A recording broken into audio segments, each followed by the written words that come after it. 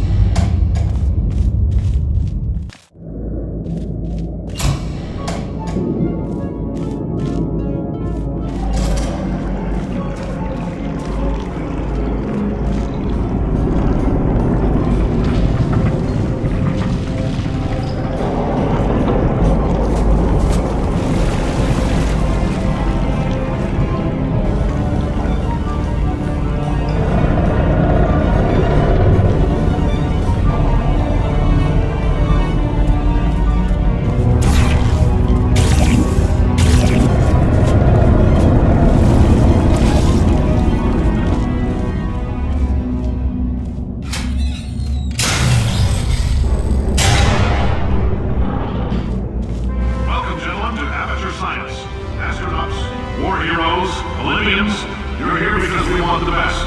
And you are it. So, who is ready to make some science? I am. Now, you already met one another on the limo ride over, so let me introduce myself. I'm Cave Johnson. I own the place.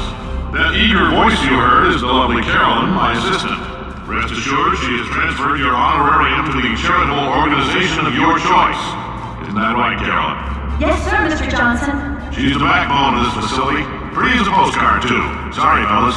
She's married. To science.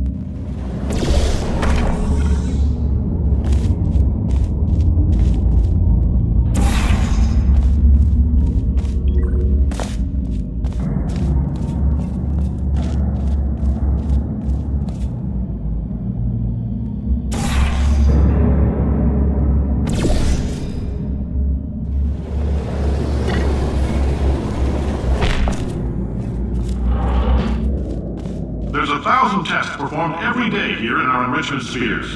I can't personally oversee every one of them, so these pre-recorded messages will cover any questions you might have and respond to any incidents that may occur in the course of your science adventure.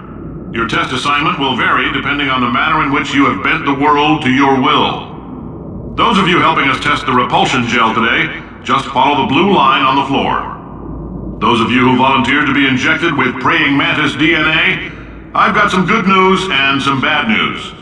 Bad news is we're postponing those tests indefinitely. Good news is we've got a much better test for you. Fighting an army of mantis men. Pick up a rifle and follow the yellow line. You'll know when the test starts.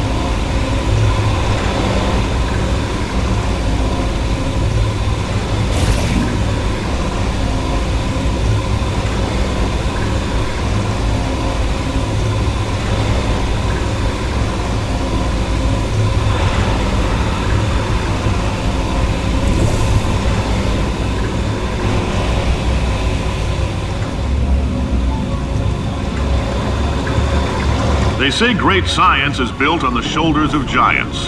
Not here. At Aperture, we do all our science from scratch. No hand-holding.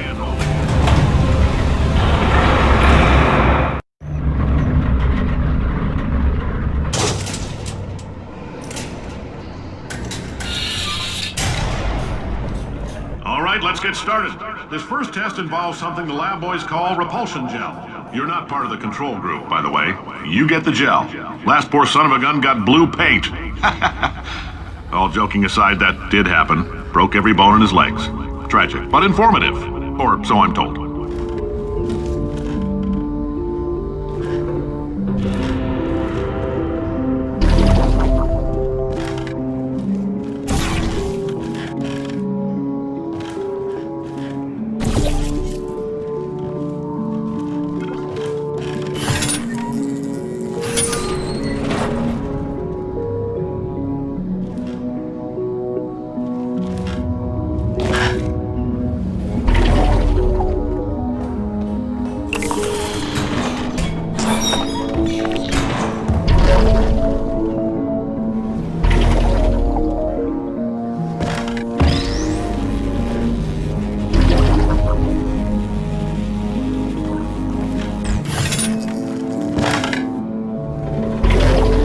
Boys just informed me that I should not have mentioned the control group. They're telling me I ought to stop making these pre-recorded messages. That gave me an idea. Make more pre-recorded messages. I pay the bills here, I can talk about the control group all damn day.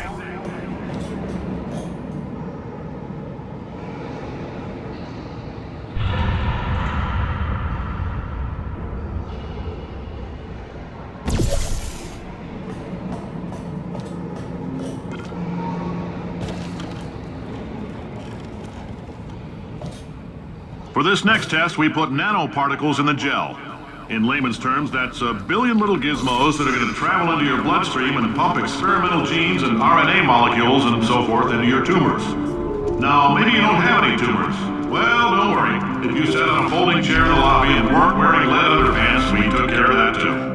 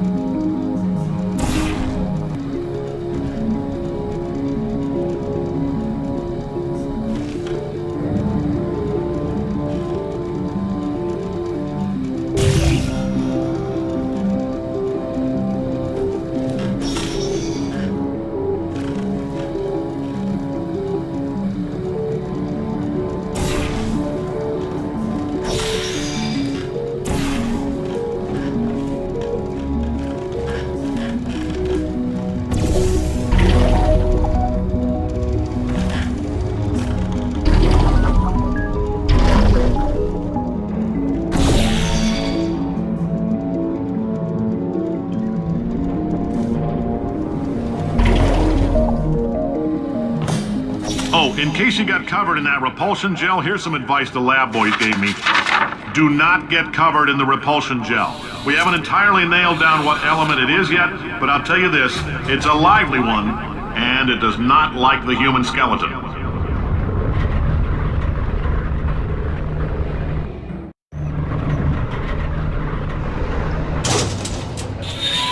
All these science spheres are made of asbestos, by the way. Keeps out the rats. Let us know if you feel a shortness of breath, a persistent dry cough, or your heart stopping, because that's not part of the test. That's asbestos. Good news is the lab boys say the symptoms of asbestos poisoning show a median latency of 44.6 years. So if you're 30 or older, you're laughing. Worst case scenario, you miss out on a few rounds of canasta. Plus, you forwarded the cause of science by 3 centuries. I punch those numbers into my calculator, it makes a happy face.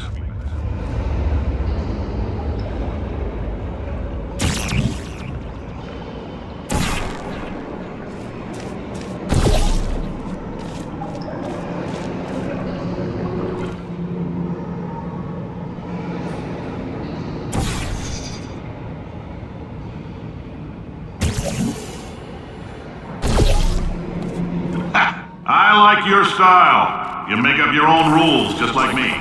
Bean Counter said I couldn't fire a man just for being in a wheelchair. Did it anyway. Ramps are expensive.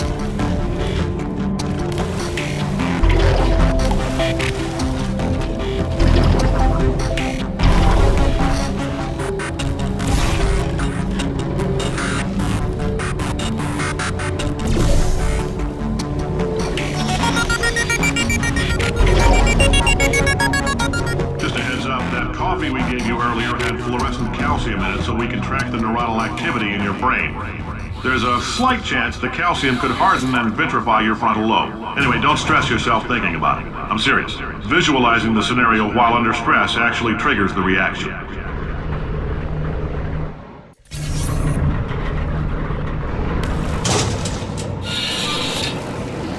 Now, if you're part of control group Kepler-7, we implanted a tiny microchip about the size of a postcard into your skull. Most likely you've forgotten it's even there. But if it starts vibrating and beeping during this next test, let us know. Because that means it's about to hit 500 degrees, so we're going to need to go ahead and get that out of you pretty fast.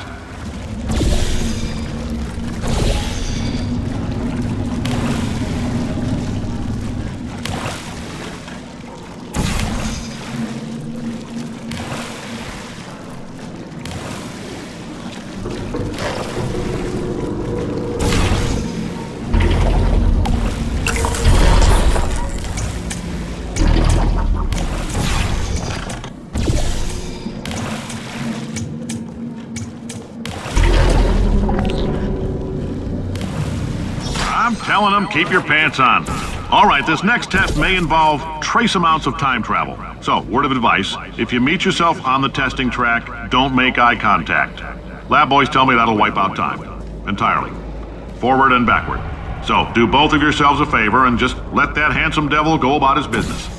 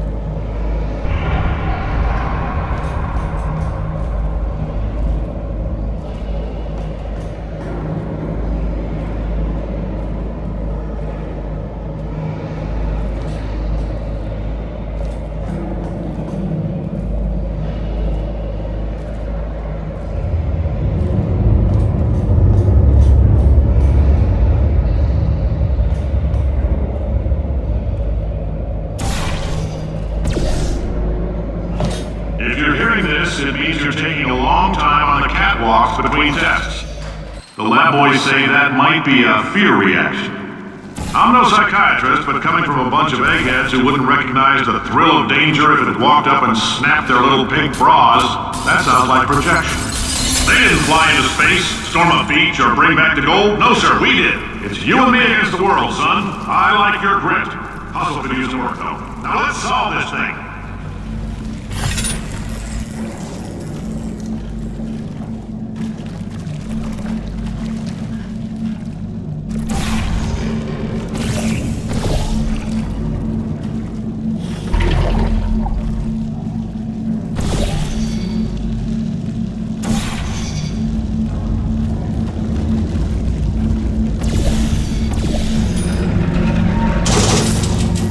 Science isn't about why, it's about why not. Why is so much of our science dangerous? Why not marry safe science if you love it so much? In fact, why not invent a special safety door that won't hit you on the butt on the way out because you are fired? Now you test subject, you're doing fine. Yes, you, box your stuff, out the front door, parking lot, car, goodbye.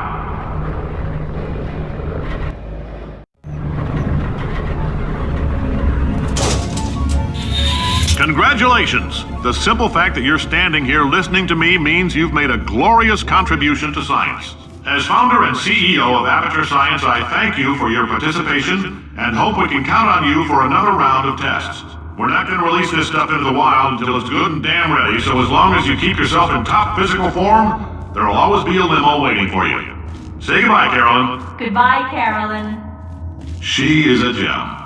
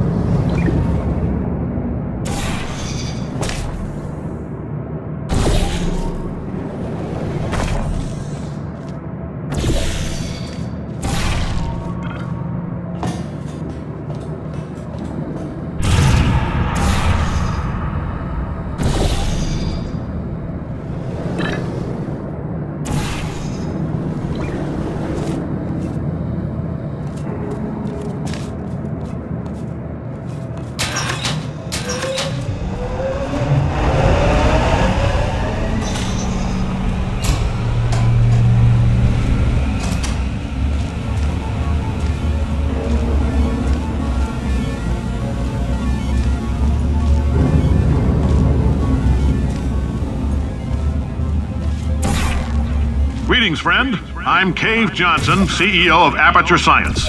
You might know us as a vital participant in the 1968 Senate hearings on missing astronauts. And you've most likely used one of the many products we invented, but that other people have somehow managed to steal from us. Black Mesa can eat my bankrupt... Sir, the testing? Right. Now you might be asking yourself, Cave, just how difficult are these tests? What was in that phone book of a contract I signed? Am I... Oh, hi. Say, you're good at murder. Could you, murder this bird for me? Oh, thanks. Did you feel that? That idiot doesn't know what he's doing up there. This whole place is going to explode in a few hours if somebody doesn't disconnect him. I can't move, and unless you're planning to saw your own head off and wedge it into my old body, you're going to need me to replace him. We're at an impasse. So what do you say? You carry me up to him and put me back into my body, and I stop us from blowing up and let you go. No tricks. This potato only generates 1.1 volts of electricity. I literally do not have the energy to lie to you. Even if I am lying, what do you have to lose? You're going to die either way. Look, I don't like this any more than you do. In fact, I like it less because I'm the one who got partially eaten by a bird.